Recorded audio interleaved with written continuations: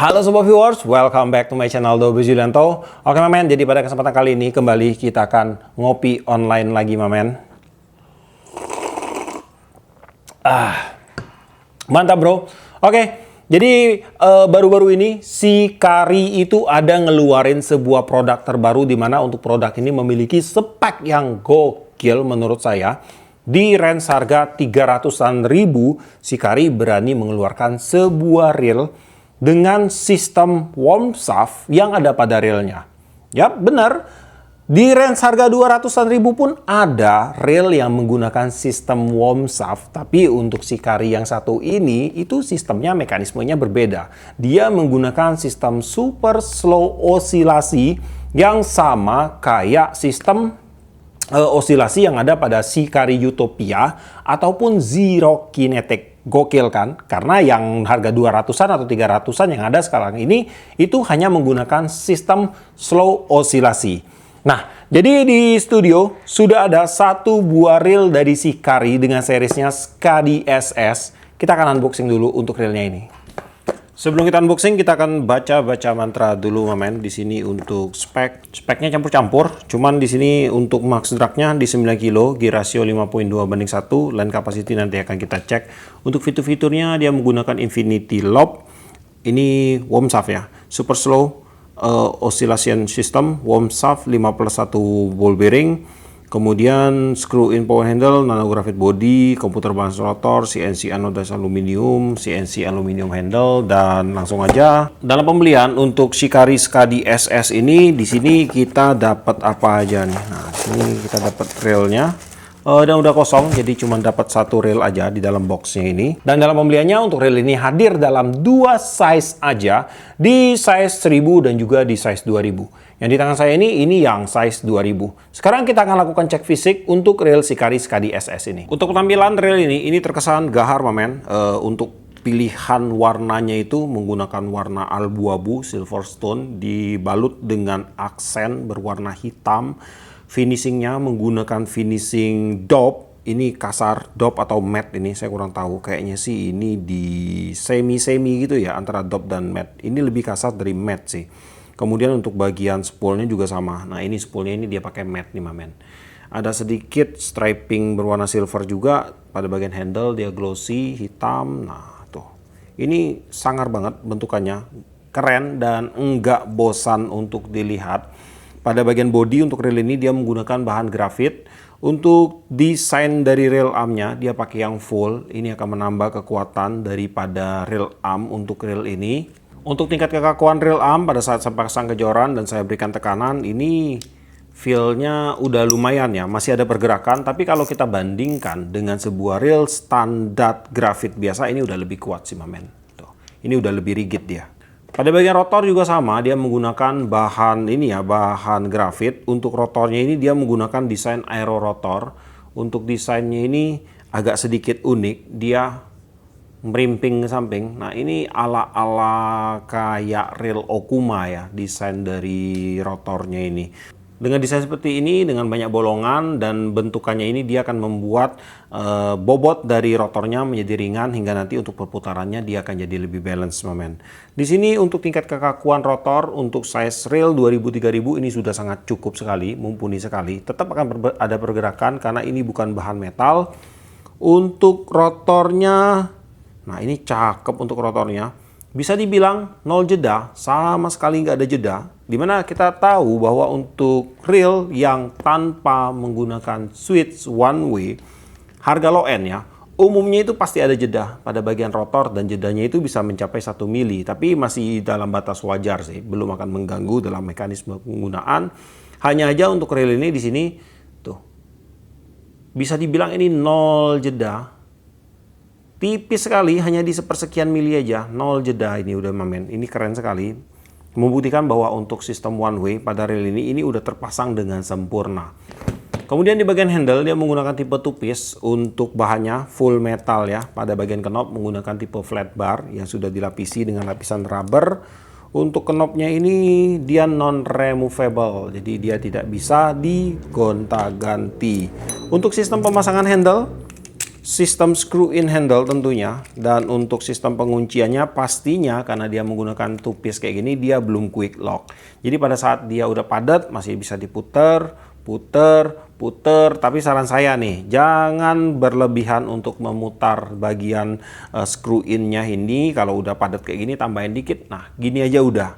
Karena ada resiko nanti dratnya itu rusak kalau kita paksa terus ya. Kemudian di sini untuk kepresisian di bagian drive gear, space-nya udah tipis sekali nih. Ini udah presisi. Untuk handle, handle-nya ini enak sih. Ada space, tipis aja space-nya. Iya, ada space, tipis aja space-nya. Masih termasuk oke lah. Kemudian untuk rotor udah padat, stop and go. Nah, stop and go-nya ini enak. Bener-bener nggak ada jeda, men. Untuk handle dia bisa interchangeable juga, bisa dipasang di sebelah kiri dan juga bisa dipasang di sebelah kanan railnya.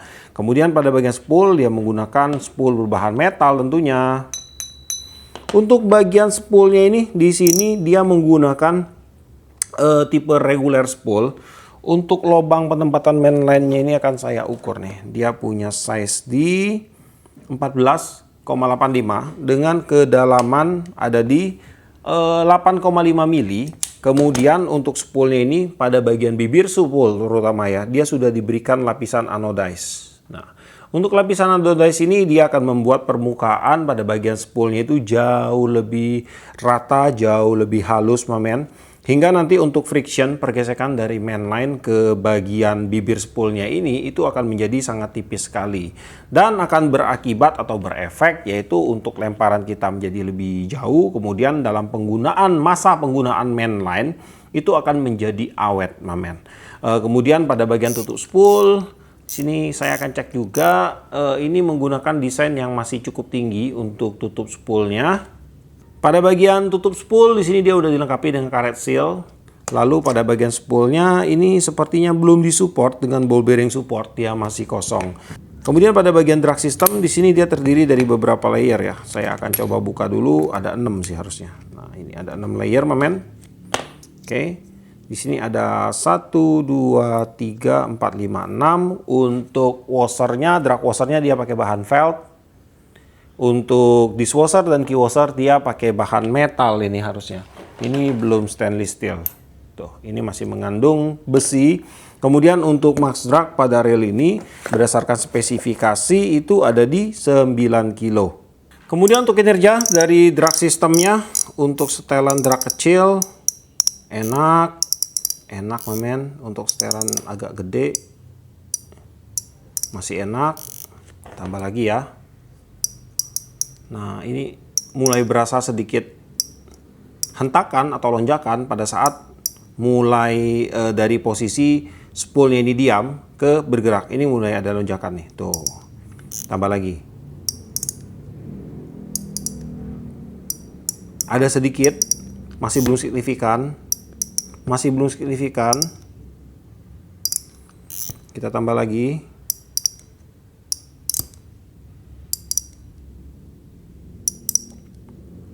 Ada sedikit saja lonjakannya, mamen, tapi dia nggak keset ya. Nah, tuh, dia nggak keset, yang saya heran tuh. Iya, ini padahal dia menggunakan sistem di drag sistemnya itu dia pakai bahan felt. Saya kira tadi nanti dia akan keset, tapi di sini yang saya rasain adalah hanya aja sedikit sekali lonjakan pada waktu transisi dari drag sistemnya diam ke drag sistemnya bekerja. Tetapi pada saat dia udah bekerja, dia smooth, mamen. Dia nggak keset tuh. Ini berasa smooth. Nah, enak sekali ini.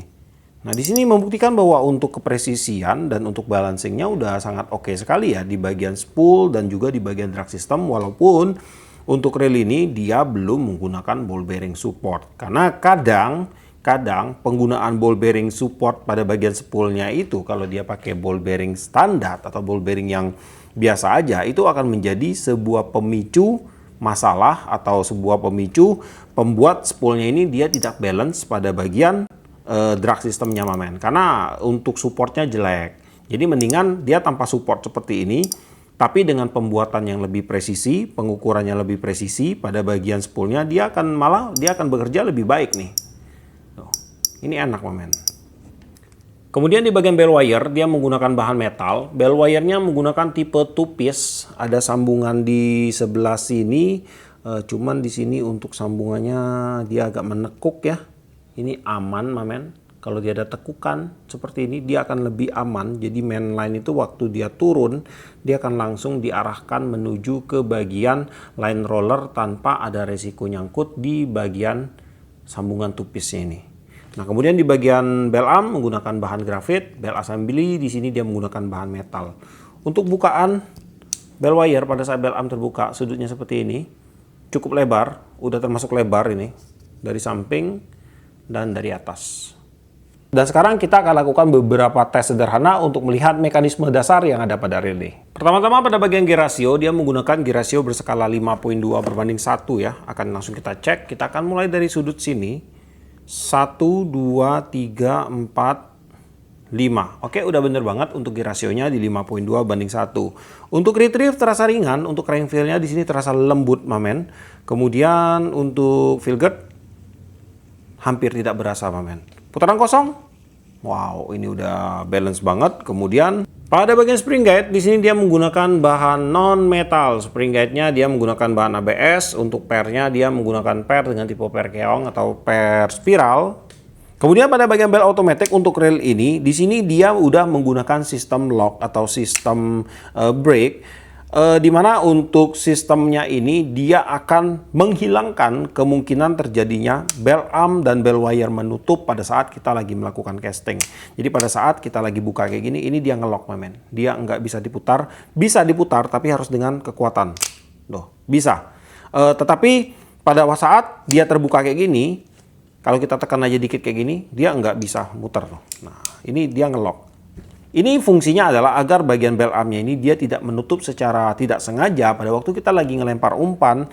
Karena kalau dia tidak ada sistem brake-nya ini, waktu kita lempar umpan, ada kemungkinan entahkah itu di bagian handle kesenggol atau karena momentum spoolnya berputar secara tidak langsung menuju ke landasan otomatis dan membuat bell arm-nya tertutup. Jadi pada saat bell arm tertutup, itu kalau kita lagi lempar umpan, mainline tiba-tiba tegang, banyak banget resiko yang terjadi ya. Bisa mainline kita putus, bisa bell arm kita copot, bisa rotor kita oblak, dan banyak lagi hal-hal yang lain bisa terjadi.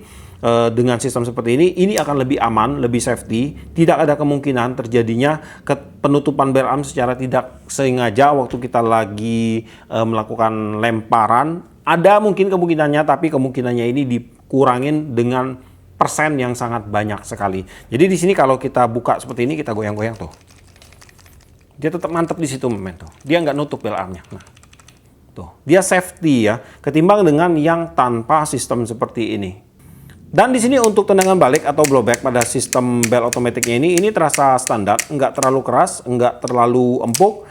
Untuk bagian bell wire-nya ini juga terasa cukup responsif.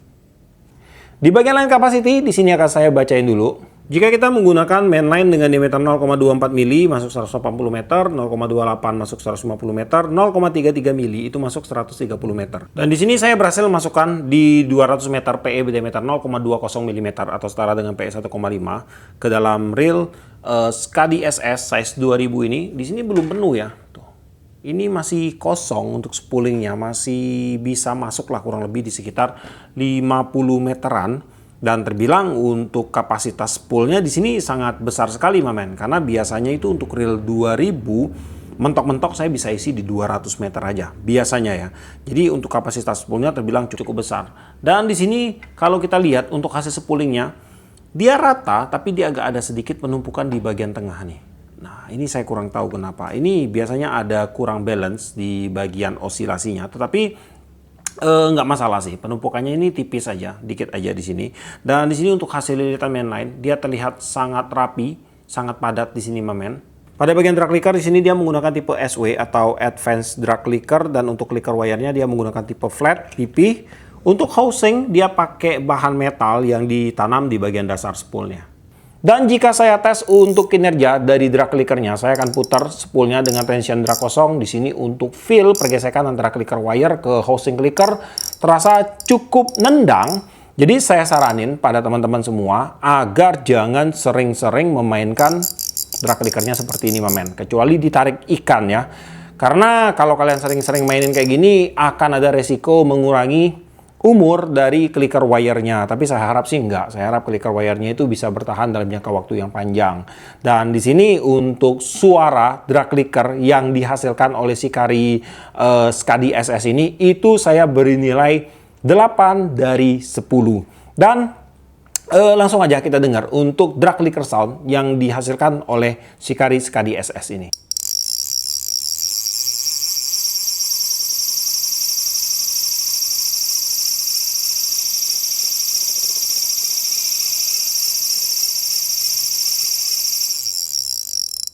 Di bagian land roller, di sini dia terpasang sangat presisi. Space-nya tipis sekali. Ini presisi banget, men. Untuk land roller juga terkesan sensitif di sini. Di bagian land roller di sini dia menggunakan bahan stainless steel. Untuk bagian dalam dia disupport dengan satu ball bearing support dan juga ada satu buah bushing berbahan ABS. Dan untuk kinerja dari land roller di sini sudah saya cek untuk pergerakan mainline cepat, lambat ataupun tersendat-sendat. Untuk land roller sudah memberikan reaksi yang baik. Kemudian untuk reel ini juga sudah memenuhi standar shield water resistant yang ada di beberapa titik dalam reel ini. Pertama ada pada bagian tutup spool, kemudian di bagian rotor nut, di sini juga ada karet sealnya, lalu di bagian sambungan handle. Ini sambungan handle dia pakai tipe yang mangkok, bagus ini. Kemudian di bagian AC cap juga ada karet sealnya. Untuk berat reel Shikari Skadi SS size 2000 ada di 225 gram. Dan sekarang kita akan langsung untuk bongkar dan lihat nih untuk internal part penyusun dari reel Shikari Skadi SS ini.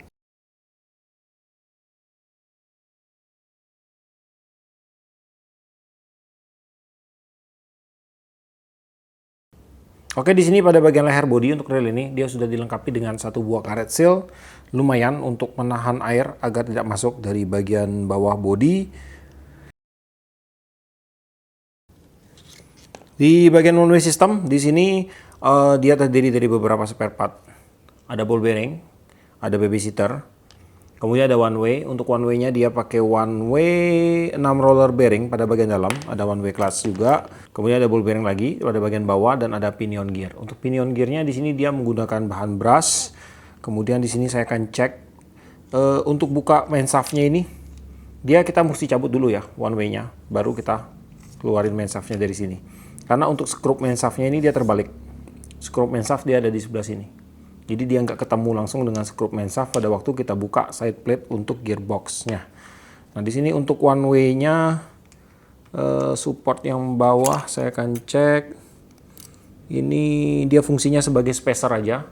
Karena di sini dia masih gerak ya. Tuh. Ini untuk ball bearing.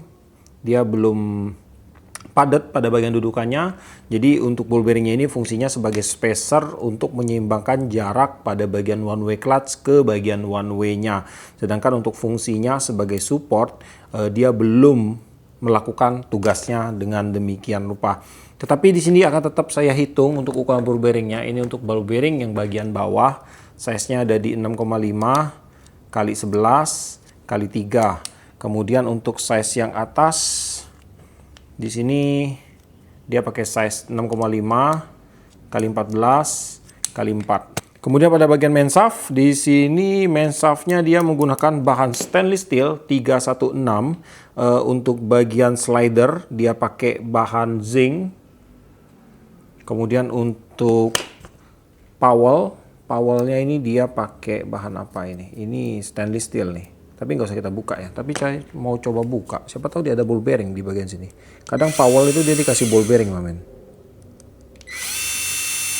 Oh enggak, dia pakai bushing ya. Nah kemudian di bagian lokomotif slidernya ini dia udah disupport ya dengan dua buah slider guide. Jadi untuk slidernya ini ada di atas dan di bawah nanti seperti ini. Nah posisinya dengan adanya dua slider guide ini akan membuat pergerakan dari slider ataupun pergerakan dari main shaft-nya ini maju mundurnya itu akan menjadi lebih presisi dan lebih bagus sih karena fondasinya udah kuat dia. Kemudian pada bagian drive gear di sini dia menggunakan dua bahan stainless steel pada bagian asnya dan bahan zinc pada bagian main gearnya. Di sini untuk drive gearnya ini terlihat cukup tebal sih di sini. Cuma untuk diameternya sih standar ya. Di sini untuk drive gear kalau saya ukur panjang as di 27,38, diameter as sebelah kanan 698, diameter as sebelah kiri 798. Untuk lebar main gearnya 27,55, untuk tebelnya di 2,17 mili. Kemudian untuk bagian worm shaft di sini dia menggunakan bahan dural. Ini dia. Nah, ini menggunakan dural 7075. Untuk supportnya dia pakai satu bushing. Lalu di bagian sebelah sini untuk supportnya ini dia pakai apa nih? Bushing juga ini, Mamen. Nah, ini pakai bushing juga. Kemudian untuk worm shaft-nya ini dia dilengkapi dengan 3 gigi reduksi. Makanya pada bagian reel ini untuk sistem osilasi pada bagian spoolnya itu dia jauh lebih lambat ya. Nah, di sini untuk jumlah putaran rotor per satu osilasi spool itu ada di 30 kali putaran rotor. Jadi dalam satu kali naik untuk untuk spoolnya ini rotor akan berputar sebanyak 15 kali dan pada saat dia turun dia akan kembali berputar 15 kali. Dengan sistem seperti ini dia akan membuat mainline kita itu tersusun lebih rapi dan lebih rapat ke dalam bagian spoolnya ini. Untuk efek sampingnya adalah yang pertama dalam segi susunan dia akan jadi lebih rapi, Mamen. Kemudian dia juga akan jadi lebih rapat. Kemudian dari segi kapasitas benang dia juga akan jadi lebih banyak. Enggak terlalu signifikan tapi ada penambahannya karena dia rapi susunannya. Kemudian juga dari sisi untuk bermain casting, untuk lemparan jarak jauh, itu juga dia akan lebih mendukung ya. Karena untuk lemparan jauh ini ada banyak banget hal-hal kecil yang bisa mendukung untuk memaksimalkan lemparan jauh yang kita perlukan, Mamen. Misalnya sepertinya jenis keramik pada joran, itu kalau dia halus pasti akan berpengaruh. Ukuran frame ring guide, kemudian kelenturan joran, kemudian kalau dari reel ini bentukan dari spool yang terutama dan juga dari lilitan mainline pun dia akan menjadi sebuah faktor pendukung ya. Karena di sini kalau dia pakai sistem worm shaft itu lilitannya dia akan menjadi rapat, Mamen. Kalau kita di sistem reel biasa itu per satu kali osilasi, satu kali naik turun itu dia cuman dapat di sekitar 12 hingga ke sekitar 16 kali aja. Nah, ini jumlahnya itu 2 kali lipat. Jadi pada saat mainline itu dia melilit 7 kali waktu kita lakukan long cast, setelah 7 lilitan dia akan balik ke bawah. Nah, dia akan mengulang lilitan ke bawah, setelah 7 lilitan dia akan mengulang ke atas untuk pergerakan mainline-nya. Dan di sini setiap kali dia melakukan perubahan transisi dari atas ke bawah, bawah ke atas ke bawah, bawah ke atas, itu untuk momentumnya itu akan memakan energi, Mamen. Jadi itu akan meredam laju umpan kita di udara nantinya. Walaupun ini kecil ya. Tapi kalau dia menggunakan 30 lilitan, maka untuk energi yang dikeluarkan untuk melakukan transisi pada saat PE naik atau turun itu menjadi lebih sedikit. Makanya untuk long cast kita itu akan jadi lebih baik. Mungkin tidak akan terlalu berpengaruh banyak. Cuman di sini kalau kita ambil dari setiap sudut kecil yang memungkinkan untuk mendukung teknik long cast, itu kita gabungkan menjadi satu akan menjadi sebuah perubahan yang sangat besar sekali untuk mencapai hasil akhir dari lemparan kita, Mamen. Oke, kita lanjut lagi. Nah, di sini untuk bagian gigi reduksinya dia menggunakan 3 buah gigi reduksi. Untuk gigi reduksinya sih dia menggunakan bahan ABS seperti ini. Tapi tidak masalah karena di bagian osilasi sistem sendiri untuk bebannya itu memang agak tidak begitu besar ya. Makanya mereka menggunakan bahan ABS seperti ini. Tapi sebenarnya sih wajib dari Shikari untuk memberikan spare part karena kalau seandainya terjadi malfungsi pada bagian giginya ini, itu akan ada spare part pergantian untuk produknya ini, Mamen. Tapi terus terang kalau kita menimbang, kalau prinsip saya ya, menimbang bahwa reel ini harganya sangat murah, kalau saya sih pakai selama itu tidak kita beli langsung rusak, hitungannya bukan kayak gitu. Selama kita pakai mungkin udah up di 10 kali, saya rasa udah worth it banget lah ya. Karena misalnya kita pergi trip 10 kali trip dengan harga 350.000, itu per trip cuma 35.000 untuk bayar sewa relnya aja, kita sebut aja kasarnya gitu, bayar relnya aja, itu udah lebih murah jika dibandingkan dengan rokok yang harus kita beli.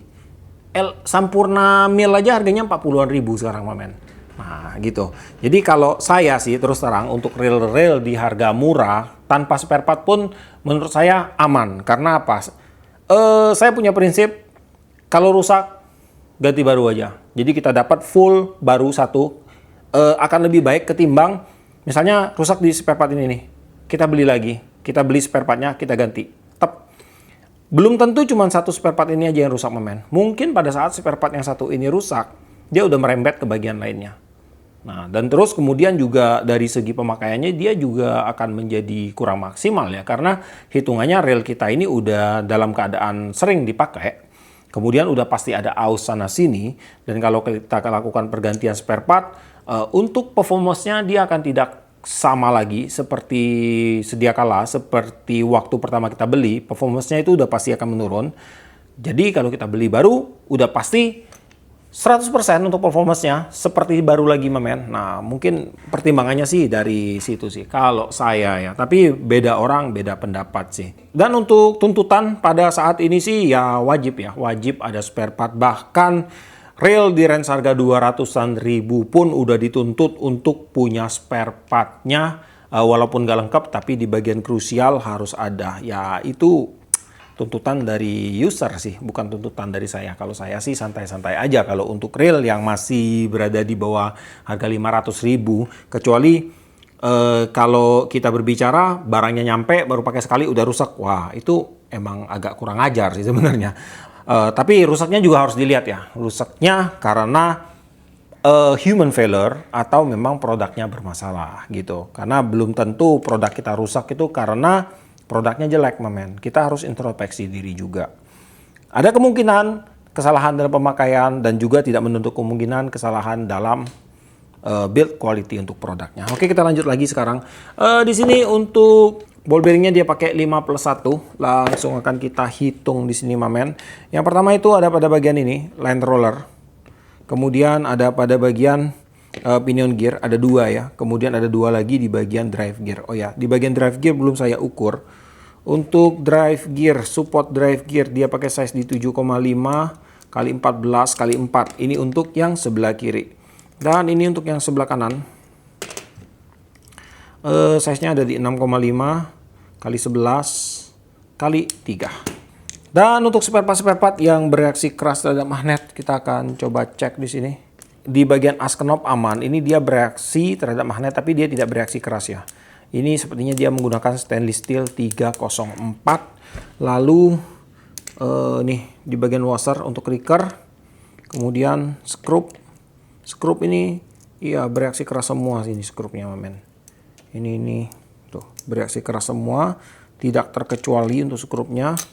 Washer pada bagian one way clutch. Untuk ball bearing di sini dia belum menggunakan stainless steel ball bearing, ini masih menggunakan standar ball bearing, wajar aja sih. Kemudian di washer semua bereaksi keras, terbilang untuk spare part yang bereaksi keras terhadap magnet untuk reel ini dibilang cukup banyak untuk spare part bereaksi keras. Jadi sepertinya untuk reel ini akan lebih cocok kita mainkan di kelas freshwater. Tetapi kalau teman-teman mau ajak ke kelas saltwater juga menurut saya itu nggak masalah sih, aman-aman aja. Selama perawatan itu harus selalu dijaga, men. Oke, sekarang saya akan rakit kembali untuk reelnya. Oke, men, jadi tadi kita udah cek ya untuk fitur-fitur, spesifikasi, mekanisme internal dan eksternal parts dari reel si Caris KDSS ini. Kalau saya lihat dari bahan komponennya untuk reel ini memiliki standar di range harga 200 ribuan aja untuk bahan komponen reelnya. Tetapi untuk reel ini dia sudah di-upgrade dengan ditambahkan sistem warm shaft yang menggunakan mekanisme super slow osilasi. Ini yang keren dari reel ini, men. Karena untuk range harga segini, di range harga 300-an ribu, belum ada reel dengan menggunakan fitur warm shaft yang menggunakan mekanisme super slow osilasi. Baru si Hikari Skadi SS ini aja sih menurut saya. Dan kemudian dengan sistem seperti ini sih akan ada banyak keuntungan yang bisa kita dapatkan, terutama dalam segi pemakaian dan mekanisme di lapangan. Dan untuk rail ini pun kalau kita lihat dari modeling ini terlihat fresh, kemudian garang, dan juga dari susunan warnanya ini bener-bener enggak ngebosenin mamen. Lalu untuk rail Hikari tadi ini, dan menurut saya sih buat teman-teman para spinning user yang pengen merasakan sebuah sensasi real yang menggunakan sistem super slow osilasi, ini adalah satu-satunya opsi yang ada saat ini di range harga yang paling murah mamen. Gokil banget.